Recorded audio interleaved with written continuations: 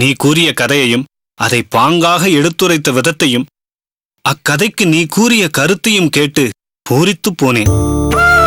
அடியேன் கூட என் குழந்தைகளுக்கு இவ்வளவு எளிமையாகவும் அதே சமயம் அர்த்தபுஷ்டி வாய்ந்த கதைகளை பக்குவமாகவும் குழந்தைகளுக்கு ஏற்ற விதத்திலும் சொல்லியதில்லை. மொத்தத்தில் மாணவனாக வந்த நீ ஆசானாக மாறிவிடுவாய் போலிருக்கிறதே மாறனேர் நம்பி. இப்பொழுது புரிகிறது நம் ஆச்சாரியார் ஏன் உன்னை சிஷ்யனாக தேர்ந்தெடுத்தார் என்று. சுருங்கச் சொல்லி புரிய வைப்பதில் நீ வல்லவன் மாறனேர் நம்பி. தங்கள் திருவாக்கால் அடியேன் பாராட்டப்படுவது பெரும் பாக்கியம் சுவாமி. வாருங்கள் அத்திம்பேர், இப்போதுதான் வந்தீர்களா? ஏண்டா மாதவா, எத்தனை அருமையான கதையை மாறனேர் நம்பி கூறிக்கொண்டிருக்கிறார், நீ கேட்கவில்லையா? இவர் கதை இருக்கட்டும் அக்கா, நீங்கள் பெண் பார்த்து வந்த கதையை முதலில் கூறுங்கள். பார்த்தாயா மேகவல்லி, இதுதான் இவனிடத்தில் எனக்கு அதிருப்தியை ஏற்படுத்துகிறது. என்ன செய்வது, உன் தம்பியாக போய்விட்டான். இவனுக்காக நெடுந்தூரம் சென்று பெண்ணுக்கு அலைய வேண்டியதாக ஆகிவிட்டது. போய் வந்த காரியம் நல்லபடியாக முடிந்ததா அத்திம்பேர்? உனக்கு எதில் ஆர்வம் அதிகமோ அதை உன் அக்காவே சொல்லுவாள். மேகவல்லி, நாம் சென்று விட்டு வந்த விஷயத்தை நீயே அவனிடம் சாங்கோபாங்கமாக தெரிவித்துவிடு. குழந்தைகளே, உள்ளே வாருங்கள். அப்பா உங்களுக்காக ஒரு பொருளை வாங்கி கொண்டு வந்திருக்கிறேன். வாருங்கள், உள்ளே செல்லலாம். அக்கா, நீ சொல், சென்ற காரியம் என்னவாயிற்று? மாதவா, இந்த வரன் மட்டும் முடிந்ததென்றால் நீ மிகவும் அதிர்ஷ்டக்காரன் என்றுதான் சொல்ல வேண்டும். ஏனக்கா அப்படி சொல்கிறாய்? ஆமாமடா, பெண் வைர அட்டிகை மாதிரி ஜொலிக்கிறாள். நல்ல முகலட்சணம், மதுரமாக பாடுகிறாள். அதே சமயத்தில் நல்ல பவ்யமாகவும் இருக்கிறாள். மூக்கும் மொழியுமாக மகாலட்சுமி மாதிரி இருக்கிறாள். நிஜமாகவா அக்கா சொல்கிறாய்? எனக்கு பெண்ணை மிகவும் பிடித்திருக்கிறது. அவர் அகத்திலிருந்து இங்கு வந்து உன்னையும் பார்த்து மற்ற விஷயங்களை எல்லாம் பேசலாம் என்று கூறியிருக்கிறார்கள். அதன் பிறகு நீயே பெண்ணை நேரில் பார்க்கலாம். அப்போது தெரியும் நான் நிஜமாக சொன்னேனா இல்லையா என்று. இல்லை அக்கா, நான் உன்னை நம்புகிறேன். மாதவா, பெண் அகத்திலிருந்து வருகிறவர்களுக்கும் உன்னை பற்றிய எதிர்பார்ப்பு இருக்கும். அதற்கு பொருத்தமாக உன்னை மாற்றிக்கொள்.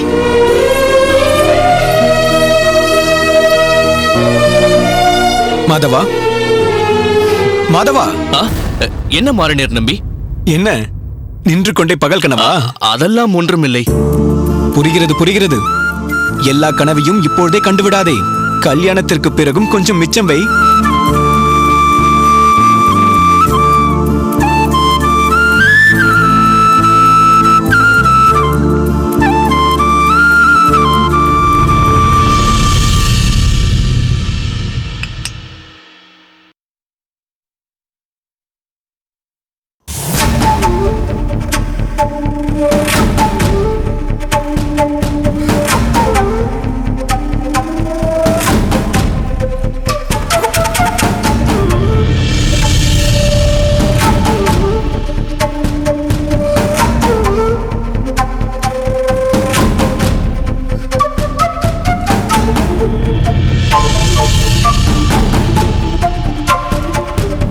கதிரேசா,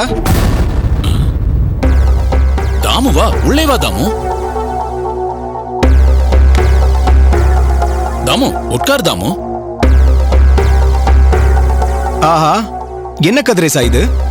இது உன் நெற்றிதானா இல்லை வேறு யாருடையதாவதா? உண்மையிலேயே சாமி மேல் பக்தி இருப்பவன் கூட இப்படி இருக்க மாட்டான். உனக்கு எதிரே அவன் நின்றால் அவன்தான் போலி என்று எல்லோருக்கும் தோன்றும்படி இருக்கிறது உன் தோற்றம். சரி சரி, எல்லாம் எப்படி போய்கொண்டிருக்கிறது? நன்றாக போய்கொண்டிருக்கிறது.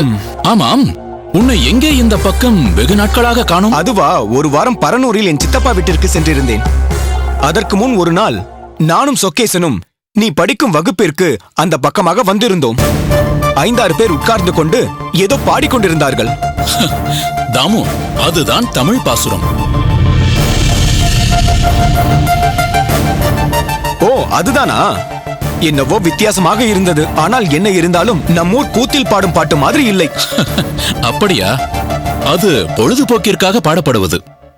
அப்பொழுது கேட்க இனிமையாக இருக்கும், உடனே மறந்துவிடும். பாசுரங்கள் எப்பொழுதும் என்றென்றும் இனிக்கக்கூடியவை. சபாஷ் கதிரேசா, இப்படியெல்லாம் பேச கற்றுக்கொண்டு விட்டாயே? இல்லை தாமு, உண்மையைத்தான் சொல்கிறேன். நீ கூட பாசுரங்களை கேட்டுப்பார். உனக்கும் கூட பிடிக்கும். ஐயா போதுமப்பா, எனக்கு எதற்கு இதெல்லாம்? உனக்கு ஒரு ஓலை தேவைப்படுகிறது, அதற்காக மெனக்கெட்டுக் கொண்டிருக்கிறாய். எனக்கு வேலையும் தேவையில்லை, ஓலையும் தேவையில்லை. சரி சரி, நெற்றியில் இட்டிருக்கும் நாமத்தை அழித்துவிட்டு என்னோடு கிளம்பு. கிளம்புவதா? எங்கே? எங்கேயா? என்ன கதிரேசா, கருப்பூர் காளை அடக்க விழா மறந்து விட்டதா? ஒரு வாரம் முன்பு இருந்தே கருப்பூர் காளை அடக்க விழாவிற்கு போக வேண்டும் என்று சொல்லிக் கொண்டிருப்பாயே. ஆமாம் ஆமாம், என்னவோ தெரியவில்லை. பாசுர வகுப்பிற்கு போவது, கோவில் பணிகள் செய்வது என்று ஆகிவிட்டதில் இது மறந்தே போய்விட்டது. சரி சரி, இப்போதுதான் நான் ஞாபகப்படுத்தி விட்டேனே. நான் வந்ததே அதற்காகத்தான். பாவம், காளை அடக்க விழாவிற்கு போக வேண்டும் என்று துடித்துக் கொண்டிருப்பாயே. போய் முகத்தை நன்றாக அலம்பிக் கொண்டு வா, போகலாம். இல்லை தாமு, இட்ட திருமண் குளிக்கும் போது மட்டும்தான் அழியலாம். அதை கட்டாயமாக துடைப்பதோ அழிப்பதோ சற்றும் சரியில்லை. டேய், என்னடா உனக்கு சொல்லிக் கொடுத்த பாடத்தை எனக்கு சொல்லிக் கொடுக்கிறாய்? அதெல்லாம் வேண்டாமப்பா. சரி, நீ நெற்றியில் நாமத்துடனேயே வா. இப்போது கிளம்பு. இல்லை தாமு, எனக்கு நிறைய வேலைகள் இருக்கிறது. அப்படி என்றால் நான் வேலையற்றவன் என்று இடித்து காட்டுகிறாயா? ஐயோ, நான் அப்படியெல்லாம் சொல்லவில்லை. உண்மையிலேயே எனக்கு கோவில் பணிகள் நிறைய இருக்கிறது. இது தவிரவும் பாசுர வகுப்பும் இன்று இருக்கிறது. எனக்கு காளை அடக்கு விழாவிற்கு போக வேண்டும் என்று தோன்றவில்லை. ஏய், என்னடா ரொம்பவும் யோகியனாகிவிட்டது போல் பேசுகிறாய்? இதெல்லாம் நடிப்புதான். நான் சொன்ன வேஷத்தை போட்டுக்கொண்டு நீ அந்த ராமானுஜனை ஏமாற்றிக் கொண்டிருக்கிறாய், அவ்வளவுதான். ஓலையை வாங்கிய மறுகணமே இந்த வேஷத்தை கலைத்து விடலாம். என்னவோ உண்மையிலேயே பெரிய சாமி பக்தனாகிவிட்டது போல் கதை விடுகிறாயே. போதும் போதும், உன் நடிப்பு, எழுந்திரு போகலாம். இல்லை தாமு, எனக்கு வர தோன்றவில்லை. நீ போய் வா. இதோ பார் கதிரேசா, காளை அடக்கு விழாவை பார்க்காமல் உன்னால் இருக்க முடியாது. பின்னால் மிகவும் வருத்தப்படுவாய். போகலாம் அல்லவா? இல்லை, எனக்கு அங்கு போக வேண்டும் என்று நிச்சயமாக தோன்றவில்லை. இப்போது எனது எண்ணம் எல்லாம் பாசுரங்கள் கற்றுக்கொள்வதும் அந்த பெருமாளுக்கு சேவை செய்வதும் தான். டே கதிரேசா, உழக்கரிசிக்கு நடி என்றால் மரக்கால் அரிசிக்கு நடிக்கிறாயே. போதும், பிரமாதமாகத்தான் நடிக்கிறாய். இப்போது நடிப்பை நிறுத்திக்கொள். காளை அடக்கு விழாவிற்கு போய் நாம் பழையபடி கும்மாளம் அடித்து திரும்பி வந்ததும் நாளை காலையில் மறுபடியும் அரிதாரத்தை பூசிக்கொண்டு நடிக்க ஆரம்பிக்கலாம். இப்பொழுது வா. இல்லை, நான் வரவில்லை. உனக்கு இதில் நாட்டம் இல்லையா? அதுதான் உண்மை. எதையோ செய்ய போய் அது எதுவோ ஆகிவிட்டது என்பார்களே, அதுதான் உன் விஷயத்தில் நடந்துவிட்டது. சரியப்பா யோகிய சிகாமணியே, உன் விருப்பப்படியே பாசுரம், கோயில் என்று இரு. நான் வருகிறேன்.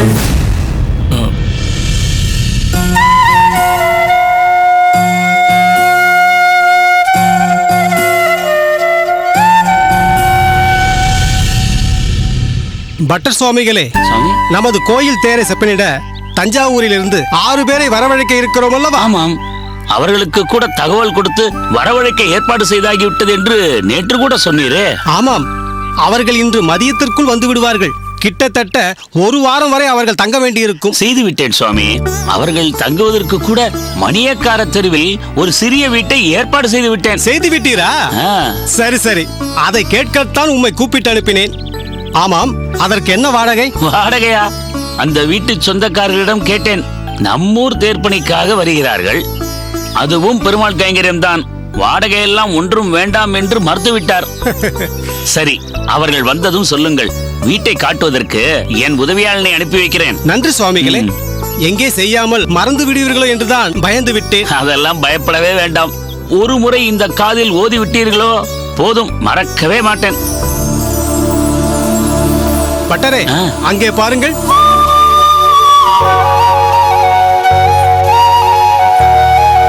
பூரேசனும் அவரது பெற்றோரும் வந்து கொண்டிருக்கிறார்கள். ஆமாம், குடும்ப சகிதமாக வருகிறார்களே. யாருக்காவது ஜென்ம நட்சத்திரமாக இருக்கும். வாருங்கள்.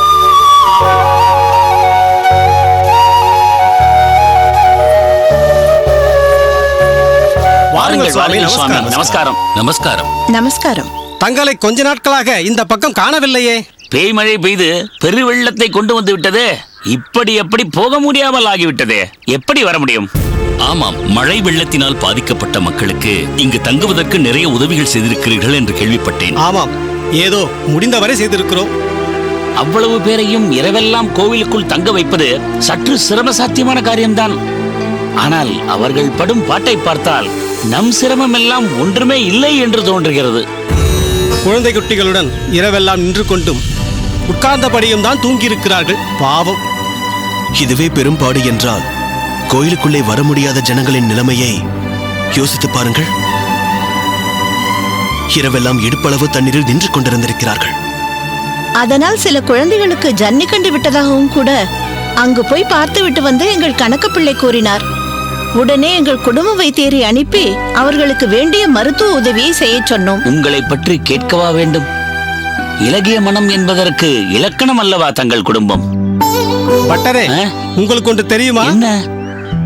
இலகிய மனம் என்று சொன்னீர்களே, அதற்கு ஒரு உதாரணமாக நற்காரியம் ஒன்று அங்கே காதும் காது வைத்தார் போல் நடந்து கொண்டிருக்கின்றது. அது மிக சிலருக்கு மட்டும்தான் தெரியும். என்ன அது? இவர்களின் பண்ணை மாடுகள் முதுமை அடைந்து விட்ட பின்னாலும் விற்கப்படுவதில்லை. அவைகளுக்கென ஒரு காப்பகம் வைத்து அந்த கால்நடைகளின் கடைசி காலம் வரை எந்த குறையும் இல்லாமல் பராமரிக்கப்படுகின்றன. அப்படியா? ஆஹா, மிக உயர்ந்த எண்ணம் இது. ஆமாம். இன்று தங்களில் யாருக்காவது ஜென்ம நட்சத்திரமா? அதுதான் குடும்ப சகிதமாக வந்திருக்கிறீர்களோ? இல்லை, நாங்கள் வேறு வேலையாக ஏனாத்தூர் வரை வந்தோம். ஆமாம், ஏனாத்தூரில் தானே தங்களுக்கு பெரிய வாழைத்தோட்டம் இருக்கிறது. பாலாற்று தண்ணீரின் உபயம் கண்ணு கெட்டிய தூரம் வரை பசுமை பசுமைதான். அந்த பக்கமாக போகும்போதெல்லாம் பார்த்து கொண்டே போவேன். அந்த நிலத்தை தான் நாங்கள் பார்க்க வந்தோம். பக்கத்தில் சோகத்தூரில் இருப்பவன் தானே அதை குத்தகைக்கு எடுத்திருக்கிறான். குத்தகையை மாற்றி வேறு யாருக்காவது கொடுக்க போகிறீர்களா? இல்லை, விற்பதாக இருக்கிறோம். என்ன சுவாமி இது? அதிர்ச்சியாக இருக்கிறது. எவ்வளவு பெரிய இடம் அது. அதை விற்கும்படி தங்களுக்கு என்ன நேர்ந்து விட்டது? பெருமாளின் புண்ணியத்தில் எங்களுக்கு ஒன்றும் நேரவில்லை. அன்று வெள்ளத்தின் பாதிப்பினால் அவதிப்பட்ட அனைவருக்கும் கோயில் புகலிடம் அளிக்கவில்லையே. கட்டுப்பாடு என்ற பேரில் மண் குடிசையிலும் வானமே கூரையாகவும் வாழ்ந்து கொண்டிருக்கும் சிலருக்கு பத்திரமான இடமான கோயிலுக்குள் வர அனுமதி இல்லையே. நாம் என்ன செய்ய முடியும் தாயே? அது காலம் காலமாக இருந்து வரும் கட்டுப்பாடு. அந்த கட்டுப்பாட்டை மீறி செயல்பட எனக்கு அதிகாரம் இல்லை அம்மா. அப்படி எந்த கட்டுப்பாடும் இல்லாத ஒரு இடத்தை மழை, வெள்ளம், புயல் போன்ற இயற்கையின் பேரிடர்கள் வரும்போது அனைத்து மக்களும் பத்திரமாக தங்க ஒரு மண்டபத்தை கட்டலாம் என்று நாங்கள் முடிவு செய்துள்ளோம். அதற்காகத்தான் ஏனாத்தூரில் உள்ள தன் நிலத்தை விற்பதாக கூரேசன் முடிவு செய்துள்ளார். அடடா, எப்பேற்பட்ட காரியம் இது! செல்வத்தை சேர்த்து வைத்துக் கொண்டே போகும் இந்த நாளில் செல்வத்தை செலவழித்து நலிந்த மக்களுக்கு உதவ நினைக்கும் உங்களை எப்படி பாராட்டுவது? இறைக்க இறைக்க ஊறும் கிணறு போல தங்களின் செல்வம் மேன்மேலும் பெருக பேரருளாளன் திருவுளம் கொள்ளட்டும். அரசாங்கம் செய்ய வேண்டிய காரியம் இது. நீங்கள் உங்கள் நிலத்தை விற்று இதை செய்கிறீர்கள்.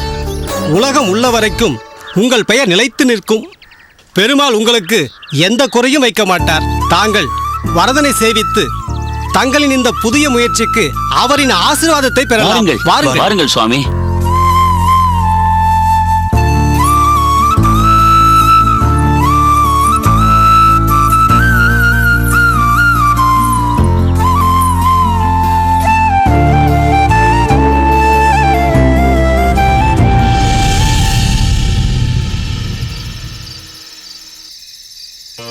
பயனன்றாகிலும் பாங்கல்லராகிலும் செயல் நன்றாக திருத்திப் பணிகொள்வான்.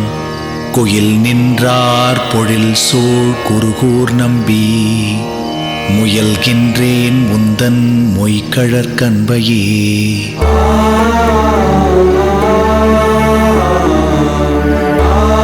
கதிரேசா, அடியேன் இதுவரை சேவித்த பாசுரங்கள் மதுரகவி ஆழ்வாருடையது. தற்போது கடைசியாக சேவித்தது 10வது பாசுரம். மதுரகவி ஆழ்வாரின் பாசுரங்கள் அனைத்தும் தன் குரு ஆச்சாரியரான மாறன் சடகோபனை குறித்து பாடியது. ஐயா, யார் அந்த மாறன் சடகோபன்?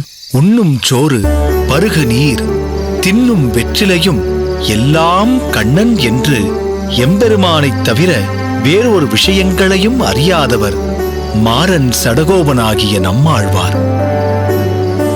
அவருடைய சிஷ்யரான மதுரகவி ஆழ்வாரின் சிறப்பு என்னவென்றால், சடகோபனைத் தவிர வேறு தெய்வம் நான் அறியவில்லை என்று ஆச்சாரிய பக்தியில் திளைத்து இப்பாசுரத்தை பாடுகிறார். அதை தன் நாவினால் நவிற்று என்ற பாசுரத்தில் தேவு மற்றறியேன் குருகூர் நம்பி என்று குறிப்பிடுகிறார் அவர். இந்த 10 பாடல்களும் 4000 வருகிறதா ஐயா? ஆம் கதிரேசா, இந்த 10 பாடல்களை பல ஆயிரம் முறை ஜபம் செய்துதான் 4000 பாசுரங்களையும் பெற்றார் நாதமுனி ஆச்சாரியர். மதுர கவியின் 10 பாசுரங்கள் இல்லையேல் நமக்கு 4000ம் இல்லை. ஆனால் மதுர கவிகள் தன் 10 பாசுரங்களையும் எம்பெருமானை முன்னிறுத்தி பாடவில்லை, தன் ஆச்சாரியனை முன்னிறுத்தி பாடுகிறார். குரு பக்தியின் மேன்மை எப்படி? குரு பக்தியின் மேன்மை என்னவென்று கூறுங்கள் ஐயா. குருவே நமக்கு பரம்பொருளை அடைய வழிகாட்டுகிறார். இருட்டில் கைவிளக்கு இல்லாமல் எப்படி பயணிக்க முடியாதோ அதுபோல் மோட்சத்தை அடைய அஞ்ஞானம் என்னும் இருட்டு தடையாக உள்ளது. அந்த இருட்டை விரட்ட ஞானம் எனும் ஜோதியை ஏற்றி மோட்சத்திற்கு வழிகாட்டுகிறார் குரு. பகவானை அடைவதே ஆத்மாவின் இறுதி இலக்கு. அனுபவம் என்னும் பாலில் பகவானின் நாமம் என்னும் புரை ஊற்றி நற்சிந்தனை என்னும் மத்தை இட்டு ஆச்சாரியன் அருள் என்னும் கயிற்றால் கடைய பற்றற்ற உள்ளம் என்னும் வெண்ணெய் கிடைக்கும். அந்த வெண்ணெய் மோரில் ஒட்டாது. அதாவது கர்ம பந்தத்தில் ஒட்டாத பற்றற்ற உள்ளமானது நெய் என்ற இறுதியாம் பகவானை அடையும். பயனன்றாகிலும் என்று கடைசியாக ஒரு பாசுரம் பாடினீர்களே, அதன் அர்த்தம் என்ன ஐயா?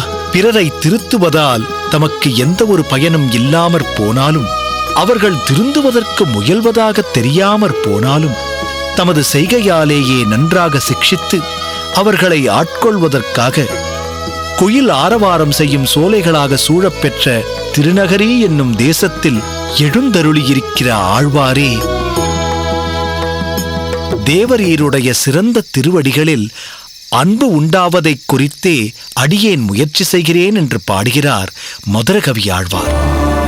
அப்படி ஒரு குருபக்தி அவர். குருவின் கருணையை ஒருவன் பெறுவதற்கு எது முதல் படி ஐயா? நம்பிக்கை. தான் அடைந்த குருவை ஒருவன் பூரணமாக நம்ப வேண்டும். அதே சமயத்தில் நாமும் நம்பிக்கைக்குரியவர்களாக இருக்க வேண்டும். அதாவது சீடனின் உள்ளம் தூய்மையாக இருக்க வேண்டும். சத்தியம் தவறாத உத்தமனாக, நேர்மையாளனாக இருக்க வேண்டும். கபட நாடக வேஷதாரியாக, குருவை ஏமாற்றும் குணமுள்ளவனாக இருக்கக்கூடாது.